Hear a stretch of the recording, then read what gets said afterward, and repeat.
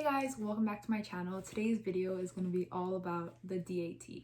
So if you don't know what the DAT is, it is the dental admissions test, and it's a test that is required to get into dental school. It's a major requirement for your application. Your application is not technically complete without your DAT, but you can go ahead and submit your application if you're still waiting for your date. And so say you want to submit your application in the beginning of July, but your test date is at the end of July, you can go ahead and submit your application, but it's not going to be reviewed until it's actually complete. So I definitely would take the test before submitting it.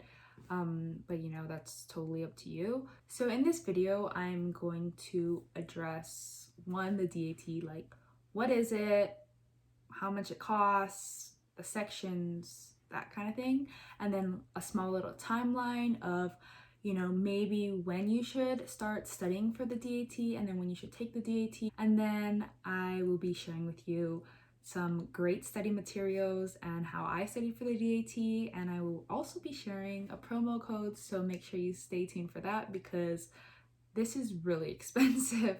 The DAT is split into 4 major sections. There's a survey of natural sciences, perceptual ability, quantitative reasoning, and reading comprehension.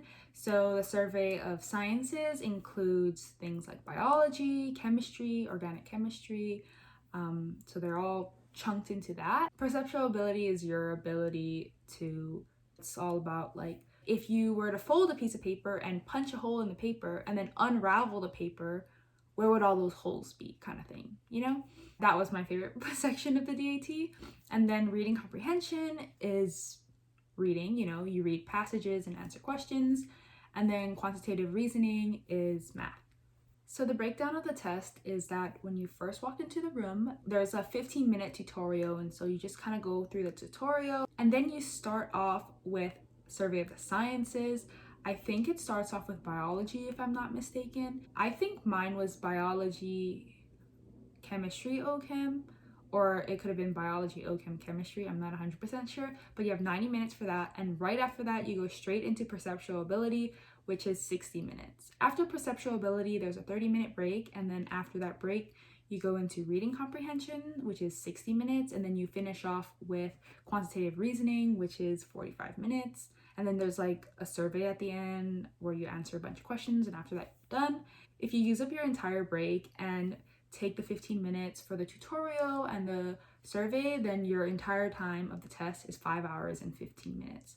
So it's definitely a long test, but I feel like during the test, you're so stressed and freaking out a little that time goes by really quickly. If you didn't know, the DAT test is $495. You can't really run away from that. I don't think there's any promo code or whatever. Everyone just has to pay that big amount of money. So the next thing that I'm going to be talking about is the timeline. I personally would say that you should take your DAT test during December or November of your junior year. So for example, if you're trying to apply to the 2021 cycle, the application opens in May and then you can start submitting in June. So if you're doing that this year, then you probably should have taken your DAT test in November or December of 2020. You want to have enough time to retake the test if you do poorly. And if you want to retake your test, there's a 90-day period that you have to wait in order to retake it. Even though you get your score right after the exam, your score is not totally like processed and finalized and sent. It'll take a couple of weeks. And so you just want to make sure that you have everything done as soon as possible. I personally didn't take my DAT till the first week of August. I was really late in the game. A lot of it had to do with COVID. A lot of testing centers were closed. For the last section of this video, I'm going to be talking about ways to study for the DAT. There are so many great resources for studying for the DAT, and I'm going to go ahead and share with you my favorites.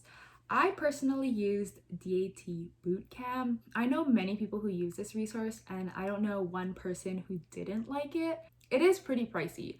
I want to say that all of these study resources are pretty expensive, considering that the test is already very expensive itself. You're spending extra money to study for it, and so you're gonna blow a lot of money just for this portion of your application. There is a study schedule, a literal study schedule for 2 months that will show you what to study and what to do day by day. Did I follow the study schedule day by day? Not really. I would skip certain sections because I knew I was already kind of strong in it. So that's one major tip, to find subjects that you're weakest in and to really focus on those, and then kind of like brush up on the subjects that you know that you're pretty strong in. Ari and his team are amazing. Everything is just super, super helpful.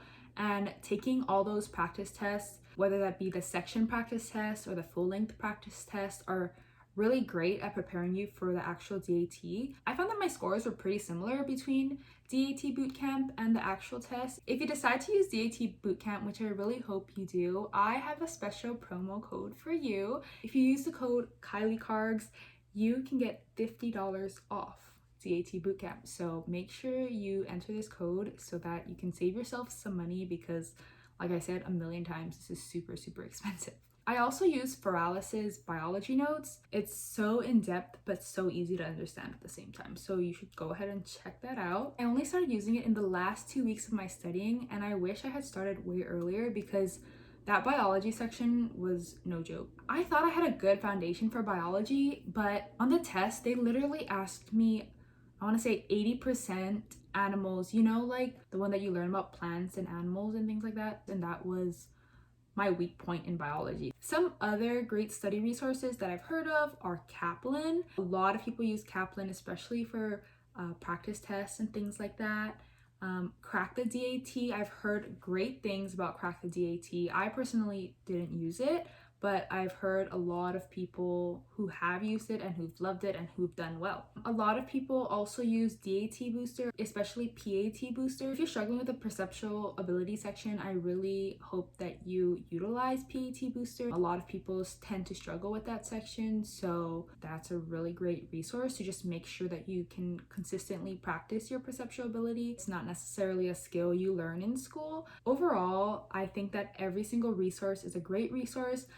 I'm sure that there are people who have not used any of these resources and just studied from what they learned in college or high school or whatever it is, but I recommend that you check out these resources because they are so, so helpful. These are literally professors or students who have taken the DAT and who are very, very knowledgeable of this exam, very, very knowledgeable of the process and every single section. So I really hope that you go ahead and check out all of these resources and find out which one is the best for you. Like I mentioned earlier, I personally just use DAT Bootcamp and Feralis's notes, but I really wish I had the time and money to check out all of these resources. They're all amazing. But make sure you go ahead and use my promo code KylieCargs if you decide to use DAT Bootcamp. If you're studying for your DAT, I really hope that's going well, and I hope you're staying happy and healthy, and I'll see you next time. Bye!